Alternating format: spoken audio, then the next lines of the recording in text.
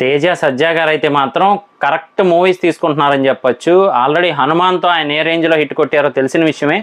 ఇప్పుడు మళ్ళీ Mirai super యోధా అనే టైప్లో అయితే వస్తూ ఉంది మూవీ టైటిల్తో. చాలా బాగుంది, చూస్తే మాత్రం టైటిల్ గ్లిమ్స్ అదరగొట్టేశారని చెప్పొచ్చు.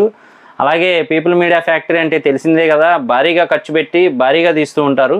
సో ఈ మూవీ కూడా అలాగే ఉంది. మెయిన్గా అయితే మాత్రం అశోక తెలుసు కదండి, సమ్రాట్ అశోక. సో ఆయన గురించి అయితే మెయిన్గా ఉండబోతుందని తెలుస్తూ ఉంది. అలాగే ఆయన ఏదైతే చరిత్ర ఉందో ఆ చరిత్ర గురించి, అలాగే ఆ 9 గ్రంథాల గురించి మెయిన్ హైలైట్గా చూపిస్తూ ఉన్నారు.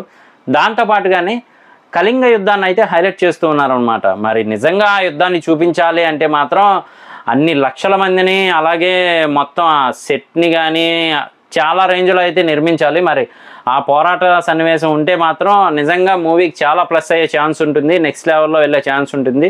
ఇక్కడ వెరైటీ ఏంటంటే అన్ని లాంగ్వేజెస్లోనూ రిలీజ్ చేస్తూ ఉన్నారు. అలాగే మరి అది చైనానో జపానో నాకైతే అర్థం కాలేదు, కానీ ఆ లాంగ్వేజ్లో కూడా ఉందన్నమాట. మరి ఇంత ప్రతిష్టాత్మకమైన మూవీకి డైరెక్టర్ ఎవరు అంటే మన కార్తీక్ ఘట్టమనేని గారే. ఆల్రెడీ ఈగల్ మూవీ తీశారు కదా, సో ఆయనే అనమాట. టేకింగ్ అయితే చాలా బాగుంటుంది. ఎక్కడ సరిగ్గా కట్ చేయాలో, ఎక్కడ ఎలివేషన్ ఇవ్వాలో, అలాగే ఎక్కడ మెయిన్ సీన్ పెట్టాలో బాగా తెలుసు ఆయనకి. సో అవన్నీ కూడా టేకింగ్ చేస్తూ ఉంటారు. ఆయన టేకింగ్ కూడా మనకు తెలిసిన విషయమే. సో మరి బ్యాక్గ్రౌండ్ మ్యూజిక్ బాగుంది. అలాగే తేజ సజ్జా గారి గెటప్ కూడా చాలా డిఫరెంట్గా ఉందన్నమాట. మరి ఆ 9 గ్రంథాలని చేజిక్కించుకోవడానికి ఎవరో విలన్ అయితే మాత్రం ప్రయత్నిస్తున్నట్టు. కాకపోతే ఆ విలన్ని అడ్డుకునే హీరో అయితే మన తెలిసిందే కదా, తేజ సజ్జా గారు.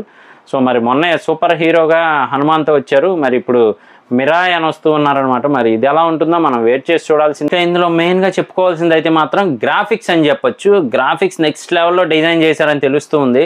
ఆ బుక్ పట్టుకునే ప్లేస్లో కానీ, లేదు అంటే ఆ బుక్స్ అన్నీ అలా గాల్లో ఎగురుతున్నప్పుడు కానీ నిజంగా చాలా బాగా ప్లాన్ చేశారు కార్తీక్ ఘట్టమనేని గారు. కాకపోతే వచ్చేది మాత్రం మూవీ ఇయర్ కాదండి, 2025 18న ఏప్రిల్. సో మరి అప్పుడు రిలీజ్ అవుతుంది. ఇప్పటి నుంచే ముందుగా అనౌన్స్ చేశారంటే మరి ఎంత పెద్ద ప్లానింగ్లో ఉంటారో మనం అర్థం చేసుకోవచ్చు. సో నిజంగా ఇది కూడా తేజ సజ్జా గారి ఒక మంచి హిట్ అవ్వాలి అని చెప్పి మనం కోరుకుందాము. అలాగే కార్తీక్ ఘట్టమనేని గారి టేకింగ్ గురించి తెలుసు కదా, సో ఆయన కూడా ఇంకా నెక్స్ట్ లెవెల్ హిట్ కొట్టాలని మనం కూడా వెయిట్ చేసి చూద్దాం. బ్యాక్గ్రౌండ్ మ్యూజిక్ అయితే అదరగొట్టేశారు. సో మరి పీపుల్ మీడియా ఫ్యాక్టరీ వాళ్ళకి కూడా ఇది ఒక మంచి హిట్గా నిలవాలని కోరుకుందాం. ఇంకా టీజరు, ట్రైలరు, మూవీ రిలీజ్ అయిన తర్వాత వాటి రివ్యూస్ కూడా చేద్దాం. మరి మిస్ అవ్వకుండా ఉండాలి అంటే కనుక సబ్స్క్రైబ్ చేసుకోండి అబ్బా, లైక్ చేసి సపోర్ట్ చేయండి. నేను మీ ప్రసాద్, మళ్ళీ నెక్స్ట్ వీడియోలో కలుస్తాను. Love you all.